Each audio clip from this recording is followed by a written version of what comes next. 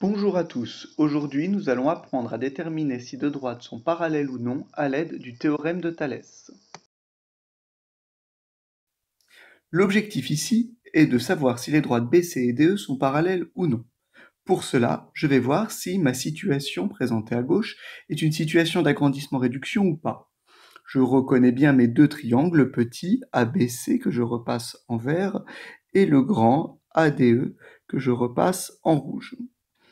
Pour savoir si cette situation est une situation d'agrandissement-réduction, je vais calculer les coefficients de réduction. J'aurais pu le faire avec les coefficients d'agrandissement, mais là, moi, je vais calculer les coefficients de réduction et je vais vérifier que ces coefficients de réduction sont égaux ou pas. Pour calculer un coefficient de réduction, je prends un côté du petit triangle, par exemple AB, que je divise par le côté du grand triangle associé, donc ici AD. Donc, premier calcul que je vais faire, c'est AB divisé par AD. Ensuite, je vais faire un deuxième calcul pour trouver encore une fois un coefficient de réduction, donc en trouver sur d'autres côtés. Je vais faire AC divisé par AE. AC divisé par AE. Et je vais le faire que sur deux paires de côtés. Et bien là, j'ai deux options. Soit c'est égal, soit ça ne l'est pas. Si c'est égal, je vais vérifier que les points A, B, D et A, C, E sont alignés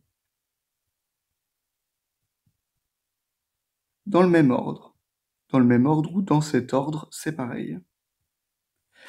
Une fois que j'ai vérifié ça, je peux affirmer que les droites BC et DE sont parallèles. Cette partie-là s'appelle la réciproque du théorème de Thalès. Maintenant, dans le cas où mes deux coefficients ne sont pas égaux, bien dans ce cas-là, je vais affirmer que au moins une des conditions du théorème de Thalès n'est pas vraie.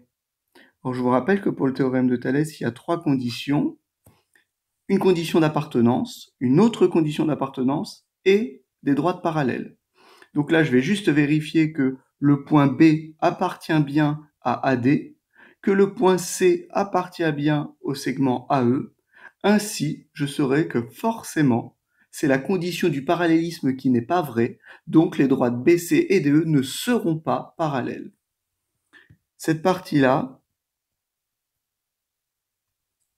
est appelée la contraposée du théorème de Thalès, mais ce mot n'est pas à connaître, donc nous on se limitera au mot conséquence. C'est une conséquence du théorème de Thalès. Ce n'est pas la réciproque. La réciproque est réservée uniquement dans le cas où les deux coefficients calculés sont égaux. Voilà pour le principe général. Appliquons ce que nous venons de voir sur un exemple concret. Nous avons la configuration que nous avons à gauche, et nous supposons que toutes les longueurs sont données en centimètres. Eh bien, je me lance dans le premier calcul de coefficient de réduction. Je fais EI divisé par EF.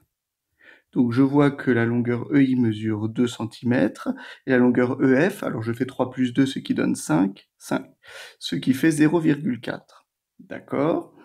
Puis, je calcule le deuxième coefficient, EJ divisé par EG, ce qui fait 3 sur 7,5. J'obtiens à la calculatrice également 0,4. Ah, je vois que c'est égal. Il ne me reste plus qu'à dire que les points sont alignés dans le même ordre et j'aurai terminé. De plus, les points, alors là il faut que je les cite dans le bon ordre, les points E, I, F et les points E, J, G sont alignés dans le même ordre, ou dans cet ordre. Je vous ai dit qu'on pouvait dire les deux.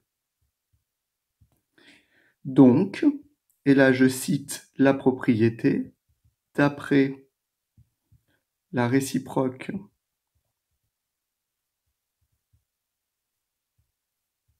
du théorème de Thalès, eh bien on a IJ qui est bien parallèle à FG.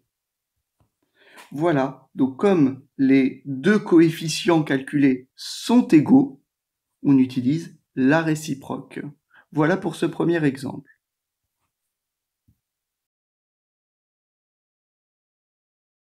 Dans ce deuxième exemple, nous devons déterminer si les droites KL et RS sont parallèles ou pas. Eh bien, on va faire exactement la même chose. On calcule le premier coefficient de proportionnalité, le premier coefficient de réduction. Donc, on va commencer par faire petit côté sur grand côté, puisque là, nous sommes dans une configuration en sablier ou en papillon. Donc, cela nous donne TL divisé par TR, soit 2,5 divisé par 3. Quand on le tape à la calculatrice, cela nous donne environ 0,83. Donc j'ai arrondi au centième. Je fais mon deuxième calcul de coefficient de réduction. Donc TK divisé par TS, ce qui nous donne 3,2 divisé par 4, ce qui nous donne 0,8. Donc là, je peux voir que il n'y a pas égalité entre les deux coefficients. Cela signifie que, donc, au moins une condition du théorème de Thalès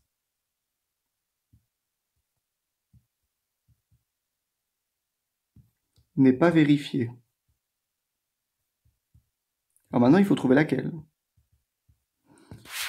Or, alors, qu'est-ce qu'on a? Ben, on a que T appartient à RL et T appartient à SK. Et ben, comme on a les deux premières conditions du théorème de Thalès et qu'il y en a au moins une qui ne fonctionne pas, ben celle qui ne fonctionne pas, c'est forcément le parallélisme, donc les droites, donc RS et KL ne sont pas parallèles. Là, vous avez la rédaction, que ce soit pour la première méthode qu'on a vue précédemment ou pour celle-ci, vous avez la rédaction complète. Voilà. Et bien maintenant, c'est à vous de jouer. Vous devez déterminer si les droites MN et RS sont parallèles ou non. Attention, vous devez rédiger les choses proprement. N'hésitez pas à aller revoir les explications sur les deux exemples précédents dans la vidéo pour pouvoir faire celui-ci correctement. Donc là, je vous laisse mettre pause sur la vidéo afin de pouvoir faire cet exercice tout seul. Puis, quand vous aurez terminé, vous relancerez la vidéo pour avoir accès au corrigé. Voilà, bon courage à vous. Nous revoici pour la correction de notre exercice. Eh bien, nous allons faire comme depuis le début, nous allons calculer les deux coefficients de réduction et nous allons conclure suite aux résultats de ces calculs. Eh bien, allons-y. Donc, on commence par PM divisé par PS, ce qui fait 2,25 divisé par 3, ce qui fait 0,75. On l'obtient à la calculatrice. Ensuite, nous faisons Pn pour le deuxième coefficient sur PR, c'est-à-dire 3,75 divisé par 5, ce qui fait également 0,75. Bon, bah, jusque-là, tout va bien. De plus, donc les points R, P, N et S, P, M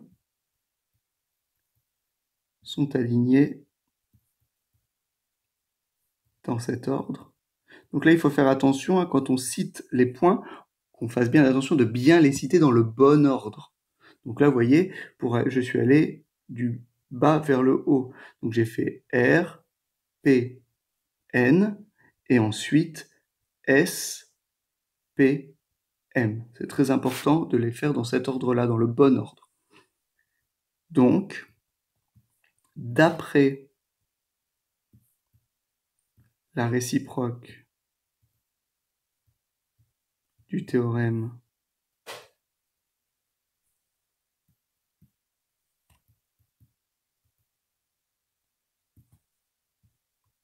de Thalès, eh bien, nous avons que les droites RS et MN sont bien parallèles. Et voilà, les choses sont bien rédigées, il y a tous les éléments. Donc voilà, la réciproque et la conséquence du théorème de Thalès n'a maintenant plus aucun secret pour vous.